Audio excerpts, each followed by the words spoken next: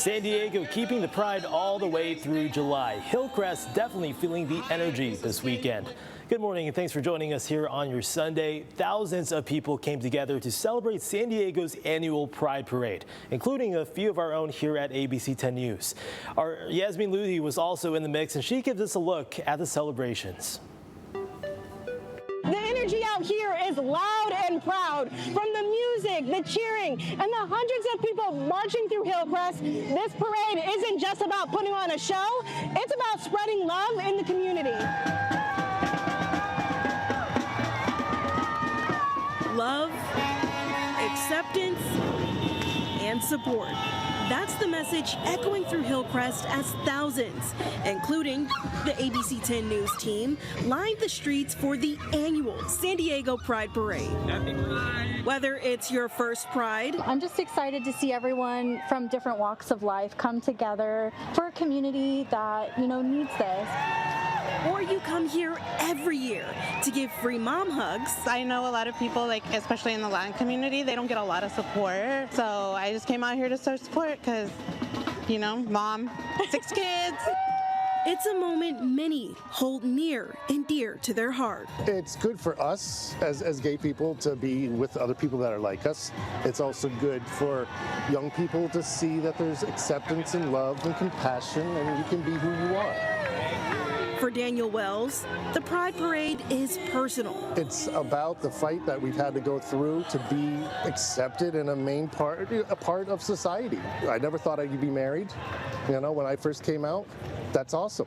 That's what Pride's about. He says one of the biggest changes he's seen is not just the size of the celebration, but the growing number of people showing support. When I first came out, it was not seen. There weren't a lot of allies out there. So people who are not necessarily part of the rainbow, but supporting it and providing love and the free hugs, that's awesome. From the colorful floats rolling down University Avenue to rainbow flags waving from the sidelines, the love that filled the streets was just as loud as the cheers. Covering Central San Diego, Yasmin Ludi, ABC 10 News. And an ABC 10 News and San Diego legend has passed away. Bill Griffith started working here in 1976, and when he left nearly 4 decades later, he was known as the Dean of San Diego Television. ABC 10 News anchor Max Goldwasser takes a look back at the mark he left behind on the station and the city. Thank you. Thank you. God bless you, and please be as good to one another as you have been to me. The final words of Bill Griffith's final broadcast, a man who was good to San Diego for 39 years. Oh, you guys are so awesome. Thank you so much. This clip from February 2015, celebrating his retirement. Before he served you the news, he served his country in the U.S. Army. He first walked through the doors at ABC 10 News in February 1976 at the age of 27. You saw Bill in basically every on-air position there is: weekend news anchor, sports director, talk show and magazine show host, consumer reporter, and morning and midday news anchor, covering some of the biggest stories San Diego has ever seen, which he reflected on when ABC 10 News celebrated its 70th anniversary in 2023. The PSA crash in the 70s, the McDonald's massacre in the 80s, the Heaven's Gate suicide in the 90s, and of course the wildfires of 03 and 04. Bill was a decorated journalist, winning multiple Emmys, Golden Mikes, and the coveted San Diego Press Club's Drew Silvern Award for documenting his 6-month battle with male breast cancer. And through that journey, he says it became clear, as good as he wanted to be for San Diego was just as good to him. While I was going through my treatment, hundreds of you sent cards and letters and emails and voicemails of support, offering your prayers, treating me like a member of the family. It was amazing. Nearly 4 decades at ABC 10 News, a lifetime of memories for San Diegans, and a timeless impact on America's finest city. God bless you all. Thank you again. Thank you, Bill. Bill was most recently living in Yuma, Arizona. Family tells us he passed away unexpectedly from a medical event on Friday. He was 77 years old. And a major philanthropist in La Jolla has died. Denny Sanford passed away at 90 years old, and he was known for giving away billions of dollars, including to many San Diego charities. He made huge donations to UCSD and the Sanford Consortium and gave tens of millions of dollars to the San Diego Zoo and Safari Park. The Denny Sanford Elephant Valley was the largest project in the Wildlife Alliance's 109-year history. This week's heat wave isn't just making it uncomfortable outside, it can also hit your wallet. From the cost of produce to higher electricity bills, ABC 10 News reporter Olivia Gonzalez-Britt shows us how extreme heat can affect more than just your summer plans. The heat isn't just something you feel when you step outside. It's also something you may notice at the checkout line.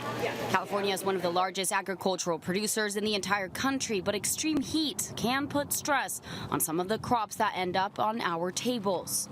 You just gotta find deals, find different stores. It just takes a little more effort. The USDA says extreme heat can reduce crop yields, increase water demand, and create challenges for farmers growing specialty crops. Obviously, with increasing costs, especially with producing things, and it's going to be more expensive. So it doesn't really surprise me.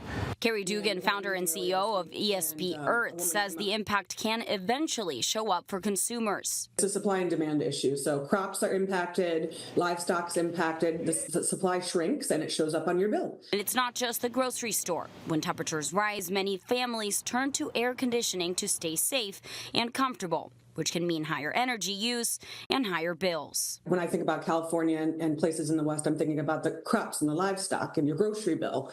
And everywhere is where the energy rates are going up and people are seeing it on their energy bill. Dugan says the goal isn't to avoid using your air conditioner during extreme heat. She says staying cool can be a safety issue, especially for vulnerable people. I don't think it's a mistake to try and keep you and your family safe. But she says there are ways to make homes more efficient and help reduce energy costs over time. You want to look at things like energy efficiency. That will help bring the cost of your electricity bill down. Those impacts are not felt equally. Dugan says lower income families are often hit the hardest by rising energy costs because they may live in older and less efficient homes. The low and moderate income homes should be the priority because they're the ones who are facing the highest bills and probably in the most inefficient homes. As extreme heat becomes more common, experts say preparing homes and communities can help people manage the costs that come with a hotter climate. For ABC 10 News, I'm Olivia Gonzalez-Britt. And any relief from the heat wave is good news for fire crews in Far East County. They're still working to mop up the Thorn Fire. Crews have been working in triple-digit heat all weekend long, and the fire burned more than 1,200 acres near Boulevard. Containment, though, has now reached 95%. Firefighters have made good progress constructing and reinforcing those containment lines, and crews will remain on top of the scene to mop up any hot spots that may pop up. And all evacuation orders have been lifted. CAL FIRE, though, is looking whether a burning trailer or home started the fire. And a house party in Spring Valley turned violent. One woman was shot in her foot and taken to the hospital. Deputies say the shooting happened just before midnight on July 17th on Challenge Boulevard. The victim told police she saw a fight in the street between partygoers and then shots were fired. The shooter or shooters took off before deputies arrived and have not yet been identified. They ask anyone with information to call the Rancho San Diego Sheriff's Station. And it's the 40th anniversary of the Angel City Sports Junior Adaptive Sports Camp, making its annual return next week. It gives kids between the ages of 4 and 18 with physical impairments the chance to participate in a rotation of about 15 different sports over 5 days. It was originally started by the city of San Diego and acquired by Angel City Sports 3 years ago. So it'll be back next week in 2 different spots, one at Miramar College Monday to Tuesday, then at Mission Bay the rest of the week. It's at capacity for campers, but they tell us they are looking for both general and medical volunteers. So if you're interested in signing up, head to angelcitysports.org.